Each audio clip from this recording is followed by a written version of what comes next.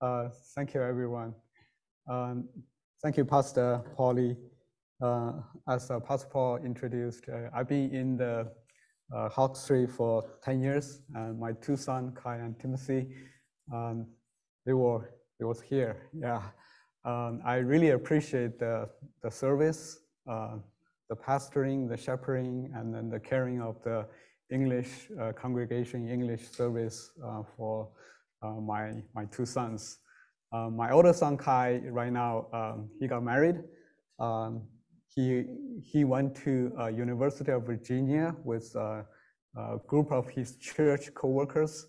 So they are planting a church to do the student ministry there. So I really thank God for that, and then thank for everyone in this church. Today I'm going to talk about actually my own journeys, my own experience. How can I come to Christ? Okay.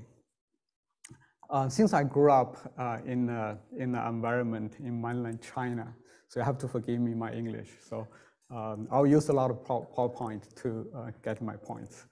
I grew up in China with the environment. There's all the gods, all the religions were put down. So I don't know anything about Jesus, anything about even God. So first time when I came to US, I went to a church, I invited to a church.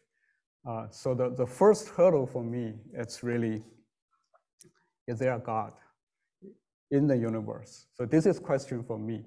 So maybe not for some of you because you grow up in a Christian family, but that's a big question for me. And if so, the next question will be, which one is true God? Because we've been through in China with the Cultural Revolution, right? Although we don't have God, actually, we probably worship the leaders in China. During that time is Mao Zedong, Chairman Mao. And then after he died, all the hope is died. So the God is kind of like that's something we worship is kind of gone. So is there a God in the universe? And also, which one is true? There are so many religions in US. So I don't know anything, right? I did not know anything. So which one, why your God is true God? So that's my second question. Which one is true God and why? And then the third one is why do I believe Jesus, right? What makes me to believe Jesus? And then the last one will be the Christian faith. What does Christian faith mean to me and then to my daily life? So what's the application here?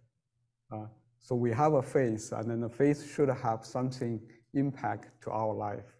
So that's my question to come to the Christianity and then to come to the faith. I guess it will be leading to a very general question for everyone. And that will be kind of the truth searching question, right? So who we are, actually, it's the question we ask, especially I know when you in the middle school or high school, in the teenager, you try to identify yourself. Who are we? Who am I, right? So I heard there's in the high school very popular poem, the student write is who we are, who am I? So in this age period, you start to thinking of yourself, who you are. I mean, this boiling down 4 basic questions is the origin of man, where we come from, and then the destiny of man. Where do we go after that, after death? What is the final destination for man? And then what is the meaning of the life? And then lastly, the morality of man. What is the standard of right and wrong? Because the society, basically what we think the right and wrong is influenced by the society, right? The society gave us what is right, what's wrong. What is our identity? Yeah, in the current world, right? maybe you were taught you can decide your identity, right? You can decide your identity. So what is the standard? Is there a standard? So I think that's the truth searching question is important for everyone. Like Jesus before the crucifixion, he was before Pilate, and then he said, "I was born to bear the truth." And then Pilate said, "What is truth?" And then he left. He didn't go further. I think the truth question is for every one of us. We need to searching it. For me, I'm a scientist for whole my life. So this is how can I see God? How can I know God from my training? I'm still a scientist. I'm a scientist. I work right now at Stanford University. So before I was an unbeliever, I always thought the science and faith is in conflict. If I believe God, science is wrong. If I believe science, there's no God. Right? As I come to the church, come to know more about the Bible, I start to realize actually they are compatible. They are not in conflict. So they have a basic focus is finding the truth, finding the truth. So there's a two-way actually to know God, our Creator. So one way is by nature. So God revealed himself through nature. So we know God through nature. So that's called the general revelation. But in order to know God more personally, in more detail, God gave us special revelation. So that's Bible. So when I gradually come to this concept, because I will say in the beginning, I was just totally ignorant. So I don't know anything. But as I look into the Bible, I realize more and more the truth in the Bible. So the Bible reveals God, reveals the universe, reveals our man. So there's no conflict between science and faith. And then in fact, there's many scientists which is devoted, God-fearing scientists. So I just give you one example.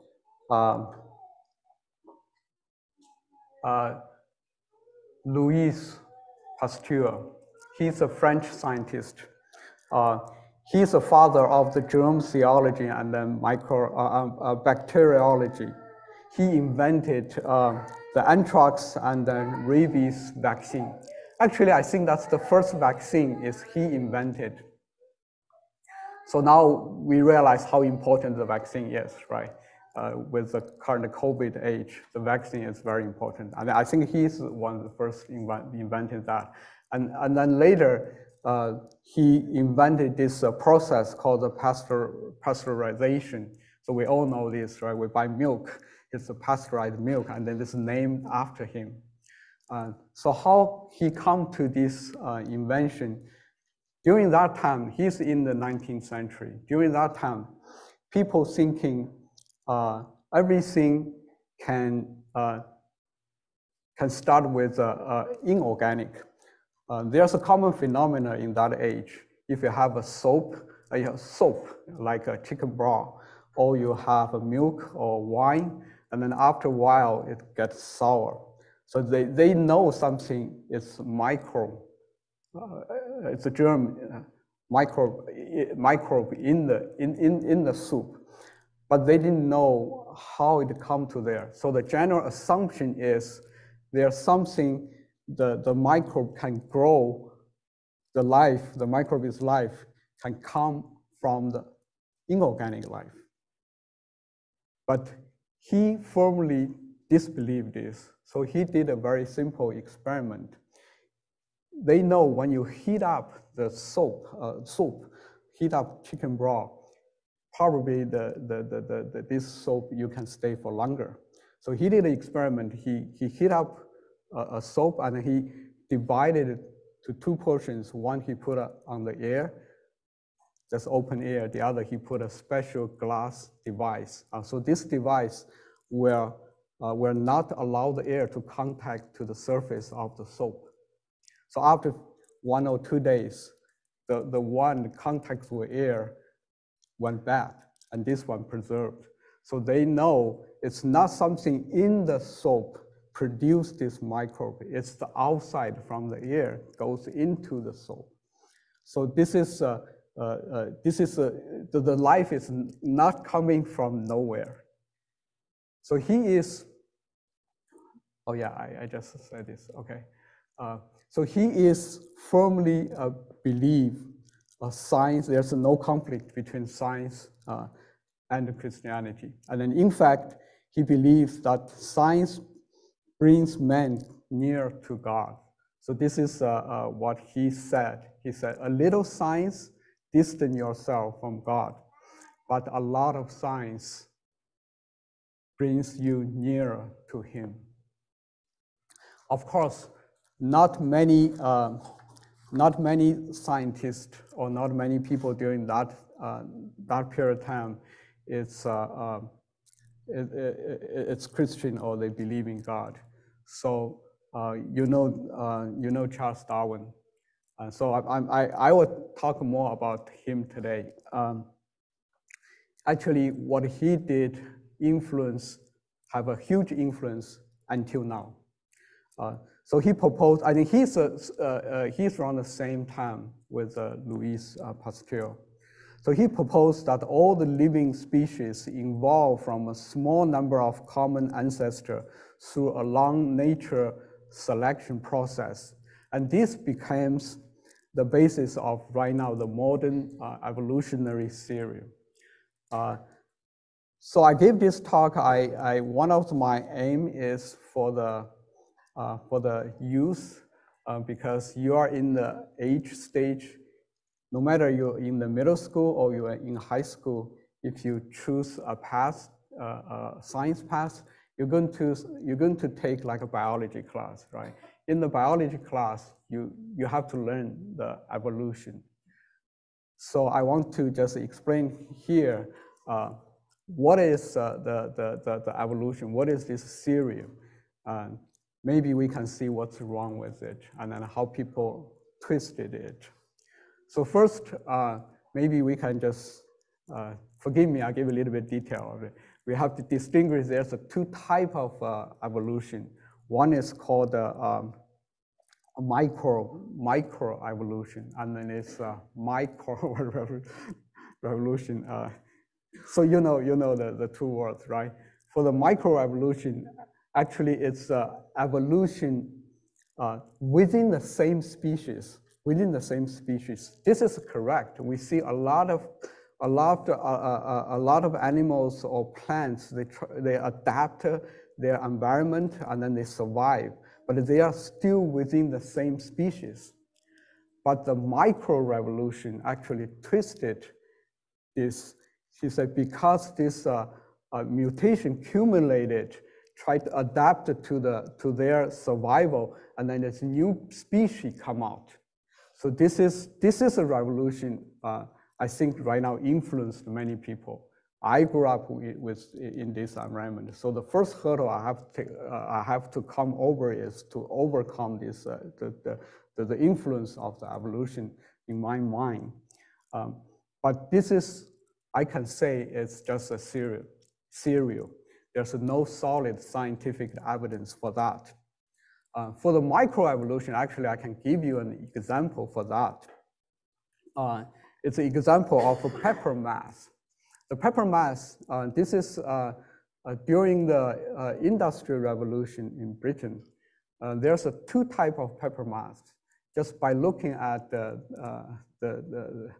color, this one is black, one is white. Before the Industrial Revolution, majority of the pepper mass is white, because you can see the mass landed on the tree is blended to the tree, right? So it's difficult for bird to find it and eat it. And then during the, oh, I'm fine, okay, thank you. Thank you.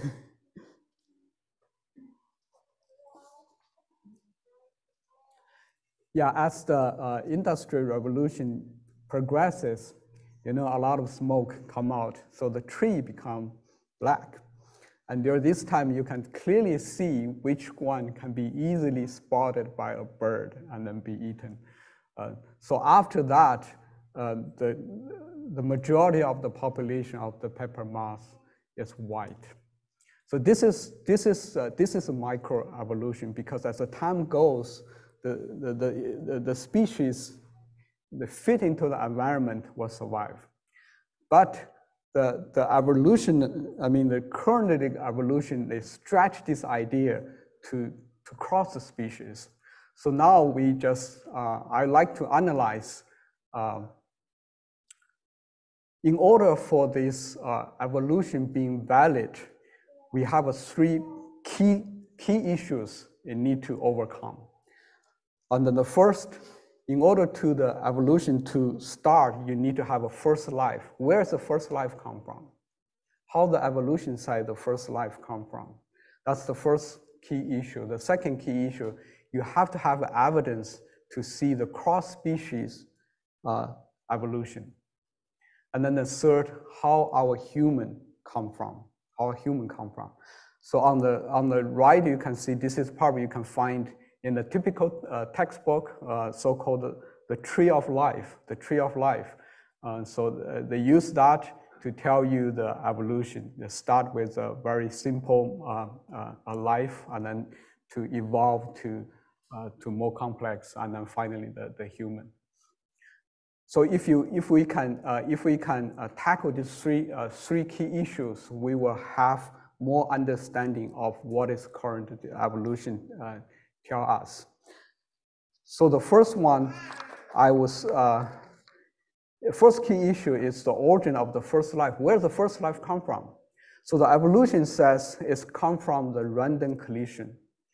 So at the billions years ago, there somehow the collision occur. First start with maybe a protein or maybe a DNA, and then this gradually start with a single cell, and then single cell gradually progress. So I'm using two examples here to see if it's possible.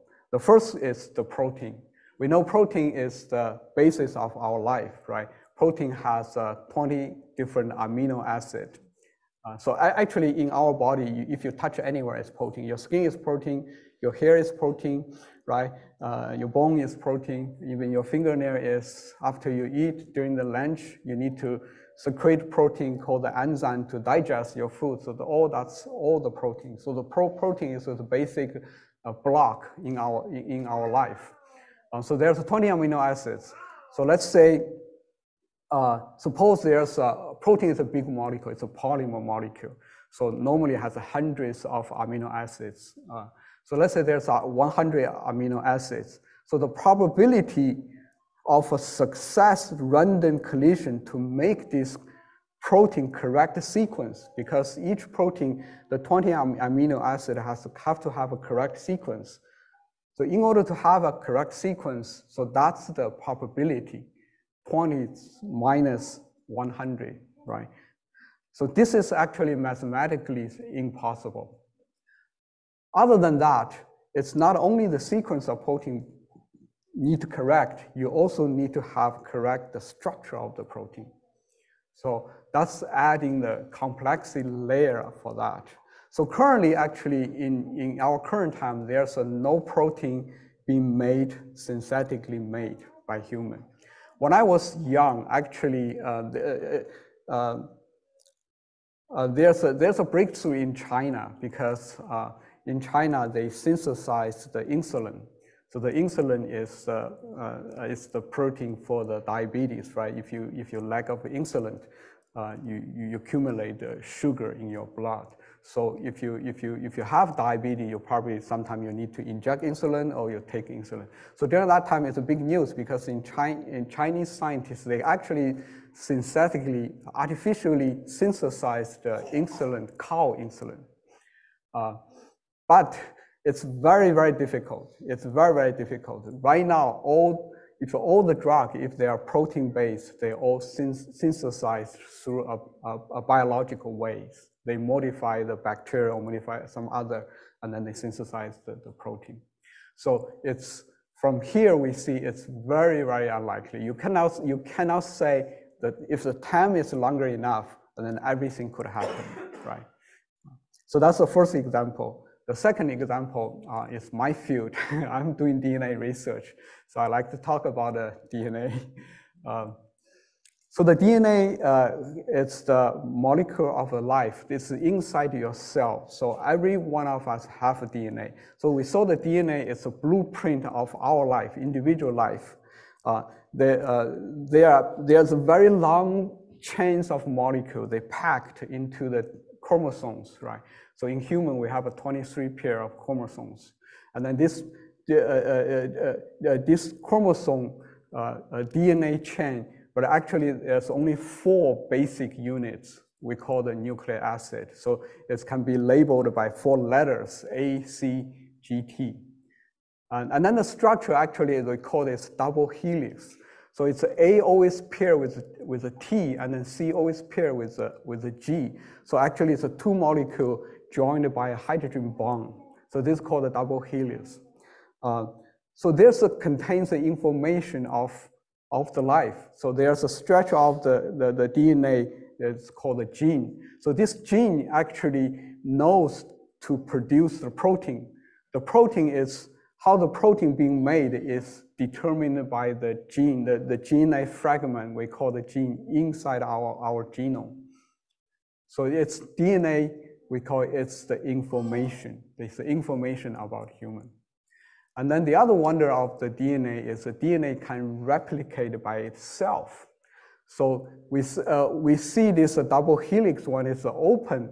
When it's open, because A is always paired with a T, C always with a G. So there's an enzyme can, based on the base, can produce the other half.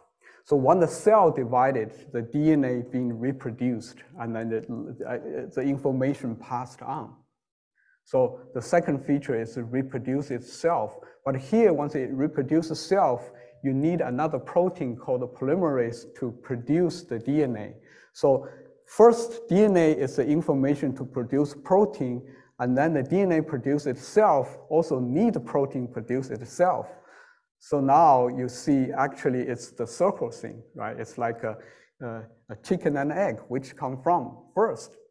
So how evolution can resolve this, which one come first? Because you need the protein to produce the DNA, and then DNA contains the information later released as the RNA, and then RNA is the information base to produce protein. So this is called a DNA protein mechanism. And then this is a circular, they dependent on each other. And then you can, also the wonder is the structure of the protein, of the DNA.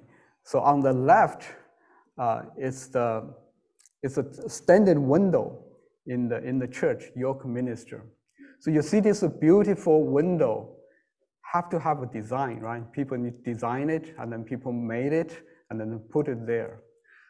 On the right, it's a cross section. It's the long chain axis cross section of the DNA. All the different colors just give you the different molecule.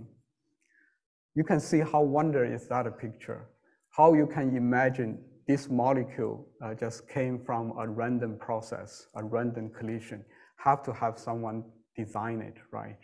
Actually, this slide is be given by Francis Collins. If you probably James probably know him. He is the NIH director. He was the director for many years, and then he is a God-fearing Christian. Then this is when he gave a seminar. He put this out. He proved God created. God is the creator. After that, he didn't say anything. He just played guitar. Yeah.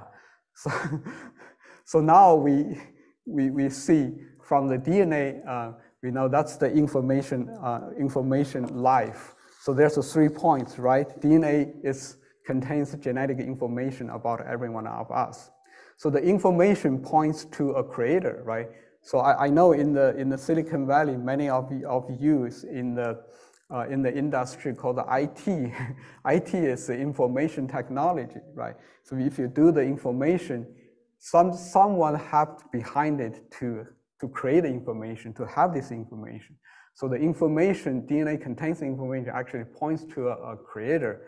And then also the relationship of the DNA and protein points to a designer. You have to have a design to have this, the relationship dependent on each other. And also we see that DNA structure also points to a designer. So let's see how Bible said. In Romans 1:19 and 20, here says, "For what can we know about God's plan? For what can be known about God is plain to them, because God has shown it to them. For his invisible attributes, namely his eternal power and divine nature, have been clearly perceived ever since the creation of the world in the things that have been made, so they are without excuse." So Paul written here is for those unbelievers, so they don't believe God. So Paul just point them out. God already showed you where to show you in his creation, So as we study more and more about the nature of God's creation, we will know God more and more.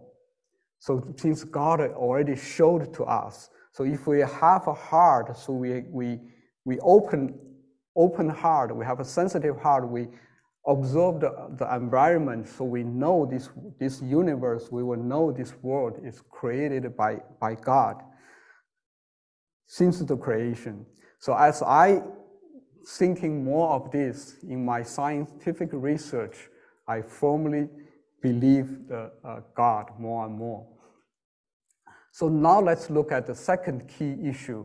Is there any evolution across species, right? In order to have this evolution theory to be valid, you need to have a species from lower one to higher one, right?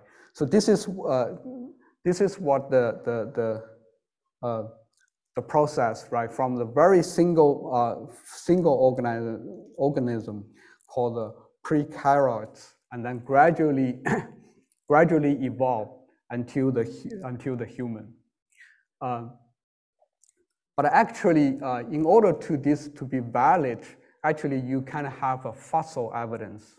So at the very beginning, actually they find some fossils. Looks like it's between species, but later find it's just an extinct animal or something. But since evolution claimed this process taking a long time, so you're going to have evidence from the fossil, right? If you go to deeper, at the very lower layer, you probably see all the organism come up, all the fossil, maybe it's the simple, right? Simple one, and then you coming up and up, there's a more complex life show up. But actually, the reality is no such evidence. There's a different fossil layer points to the different species. No, actually, what you find is so-called explosion. It's called the camping explosion. One of the actually very famous of the fossil site is in China. It's in Chengjiang, in Yunnan province. If you go China, you may want to visit this. It's very amazing. It's in the single layer, many of the fossils unearthed. So this is actually matching to the Noah's flood recorded in the Bible, because during that tragic events, all the life is being put down there. So it's in the same layer. It's not in Chengjiang, Yunnan. there's also some other side have a same discover there.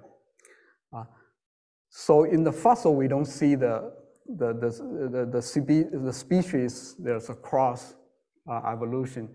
But if you look at the life, if you look at current world, you probably you don't see any of the organism. It's evolved just between the two species, right? Everything is specialized. But human can inbreed the animals, can do the animal breedings. One of the example is the horse. If you breed horse with a donkey, right? What do you got? You got mule. But there's a problem with mule. The mule cannot reproduce, right? Because it's not a species. I think it's just the embryo. So it's in the current world, you don't see any of the species. It's just involved between the two species. Everything is according to its kind. So that's why let's just go to the Bible verse. Today's Bible verse. After a long time, finally we're there. Okay, I think I have time to read. Let me read it. I put it out. Genesis 1, 11 to 13, and then here is 21 to 25. It's on the third day, and then on the fifth and the sixth day. Genesis chapter 1, 11, and God said, "Let the earth sprout vegetation, plants yielding seed, and fruits, trees bearing fruit, in which is their seed, each according to its kind, on the earth." And it was so. The earth brought forth vegetation, plants yielding seeds according to their own kinds, and then trees bearing fruit, in which is their seed, each according to its kind. And God saw that was good, and there was evening, and there was morning, the third day. Now I jump to the fifth day, verse 21. So God created the great sea creatures and every living creature that moves, with which the waters swim according to their kinds, and then every winged bird according to its kind. And God saw that was good, and God blessed them, saying, "Be fruitful and multiply and fill the water in the sea, and then let the birds multiply on the earth." And there was evening and there was morning, the fifth day. And God said, "Let the earth bring forth living creatures according to their kinds, living stalks and creeping things and beasts of the earth according to their kinds." And it was so. And God made the beasts of the earth according to their kinds, and then the living stock according to their kinds, and then everything that creeps on the ground according to its kind. And God saw that was good. So I was tired just reading according to its kind, according to their kind. So here what God's clearly Bible here says, each of the living thing is created by its kind. So although I don't know whether we can correlate to this kind to the species right now, but since God created many kind of the living things, so here tells us one thing: each of the species God created individually, and then created individually also it can reproduce. But here God just tirelessly say, according to its kind, according to their kinds. I don't know whether you counted how many times of it. There's 10 times, totally 10 times.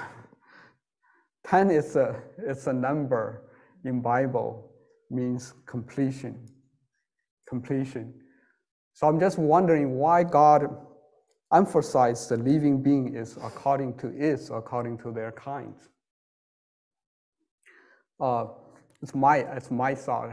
I think God knows in the current world there will be something not according to their kind or not according to its kind.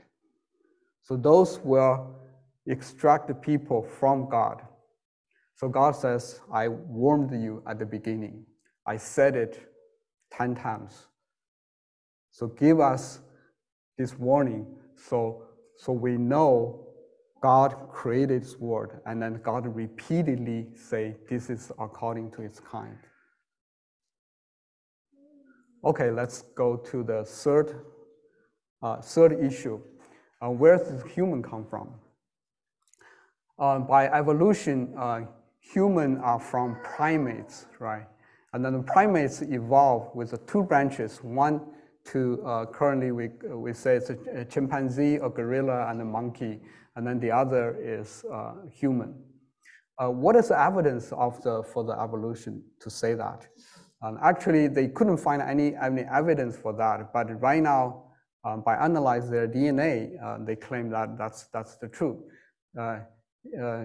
Yes, we look at the DNA, we can see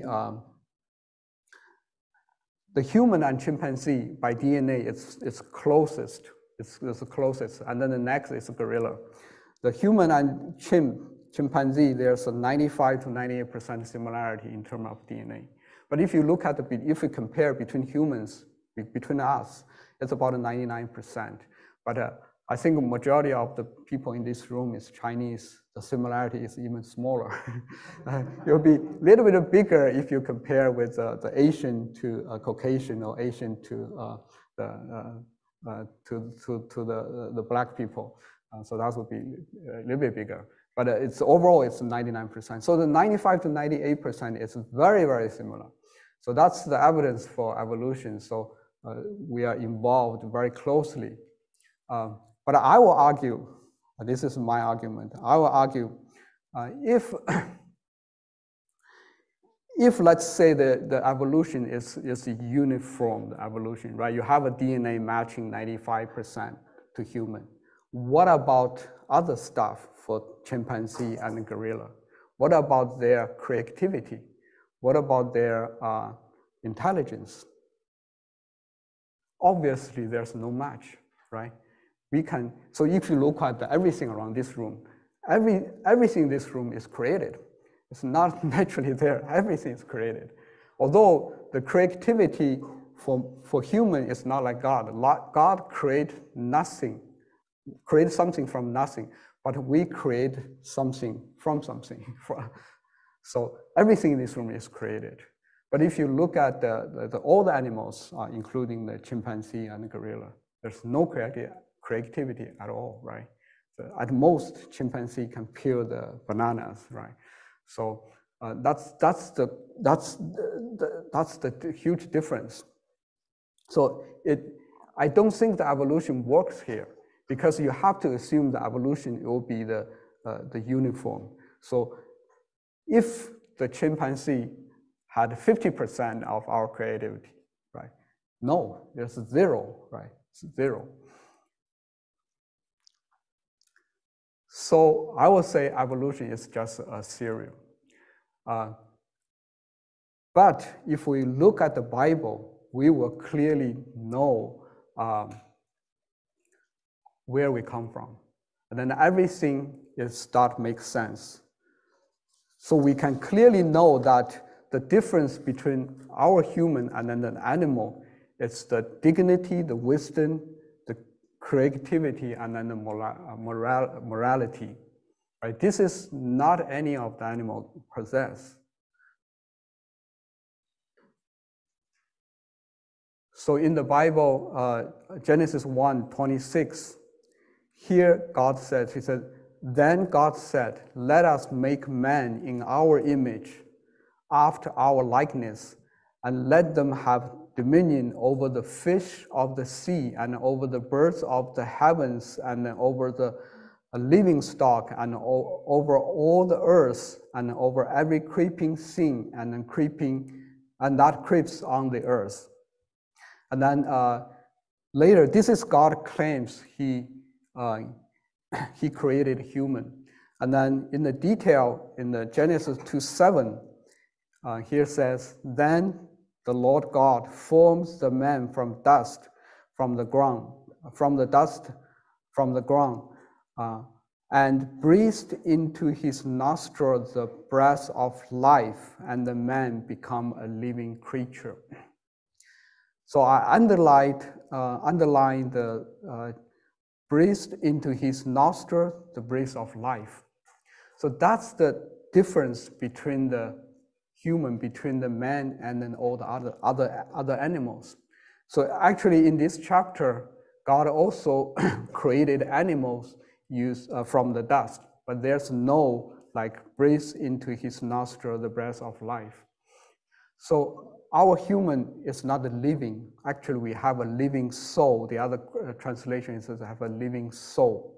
So this soul is coming from God, So that's why we have a dignity, we have a wisdom, creativity, and then morality. Let's analyze a little bit detail. What does it mean that we are created in the image of God? So first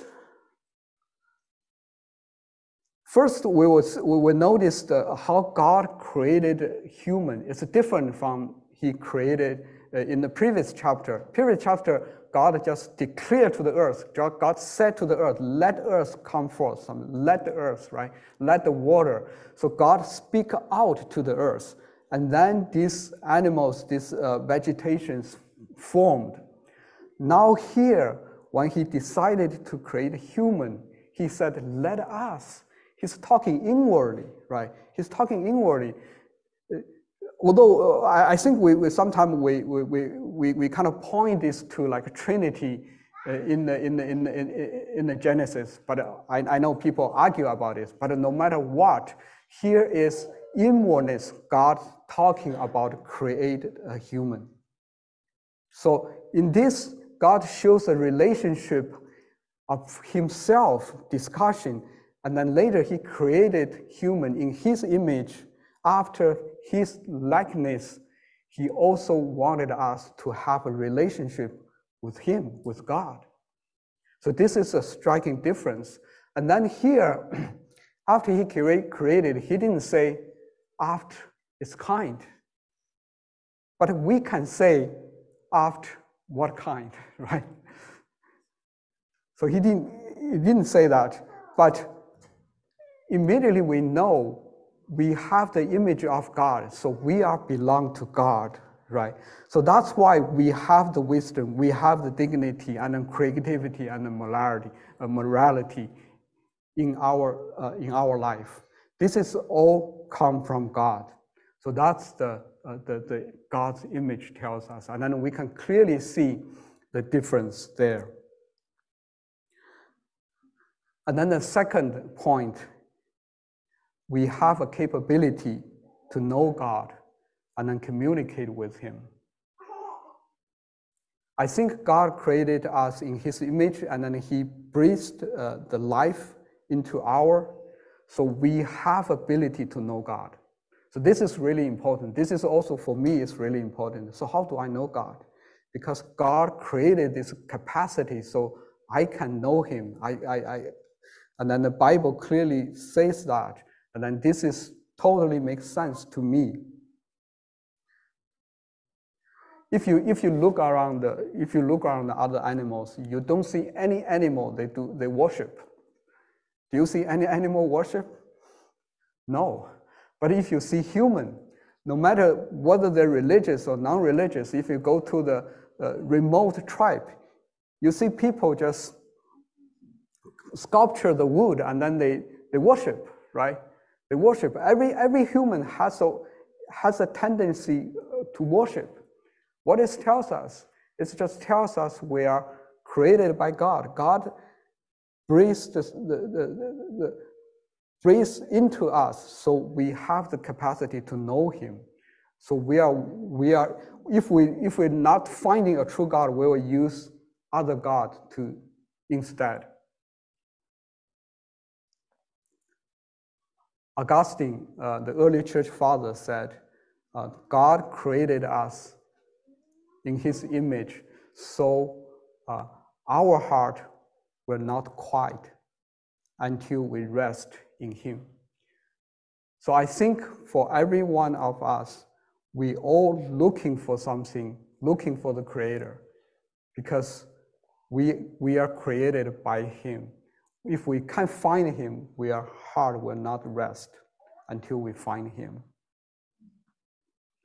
And then the third point is, God says we should have a dominion over the other created creatures. The dominion, the other translation could be the manager. We are the managers. We are the taking care of the other stuff. So, and then this also just tells us we ought to reflect the image of God in our daily life. Because in our daily life, we deal with people, right? We probably manage stuff, right? And then during this, our daily routine, I mean, one of the creation, I mean, the Bible verse tells us we need to reflect the image of God. So that's the third meaning in our daily life. We need to reflect it.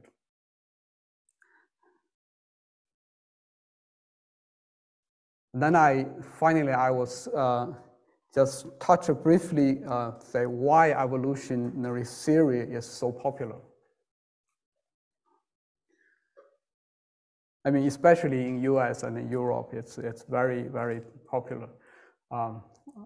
What I think is because of evolution, human is on top of all the food chain. So like we are the number one. We can do whatever we want, right?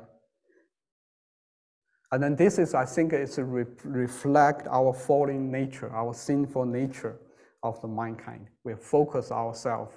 So when Adam and Eve fall, we know the whole human race fall. The fallen human race, their central thought is themselves, right? And then the evolution fits the human nature because we can do whatever we want. We are the number one. We control everything. So in this, we can just push God away. We push God away. So this is fits to the simple human nature. But God knows that. God knows that, right? God actually longs for a relationship with every one of us. Remember when Adam and Eve, they disobey God. The first thing they do is they hid themselves in the Garden of Eden, right? They hid themselves. Then what God do? God look for them. God say, where are you? Where are you? I think right now God still say, where are you? Where we are. God knows us, we are fall. So God gave us Bible to reveal Himself. So we can know God through Bible. And then also God created man in His image. So we ought to reflect His image. And then God also became a man 2,000 years ago. He will save our falling sinful from the sin, right? And the final purpose is God wants us to have a relationship. And this evolution cannot offer this. So the evolution just tell you we are just one kind of the animal at the top. Although we can do whatever we do, but once we take God away, I think we are in the fallen state. Our heart will grieve, right? God also grieved. So Jesus came is just to save us. So save us, just restore the original creation, restore the image God created in us. Okay, so I think I'm accomplished my purpose. I convinced you that if you look detail in the evolution, you may want to ask the three questions. Where's the first life come from? This is actually first life come from. Even the evolutionarists, they admit they don't know. They admit they don't know, but they say it's happened because here we are. That's what they say. So to claim that actually it's a faith, right? It's not a scientific evidence, it's a faith. They need to have faith to claim that. The second is there's no evidence across species. And then thirdly, how the human come from. So we can clearly see the Bible tells us we are created by God. Okay, the last slide. So I just want you to reflect the question I put out first before. Who are we? Okay, let's pray.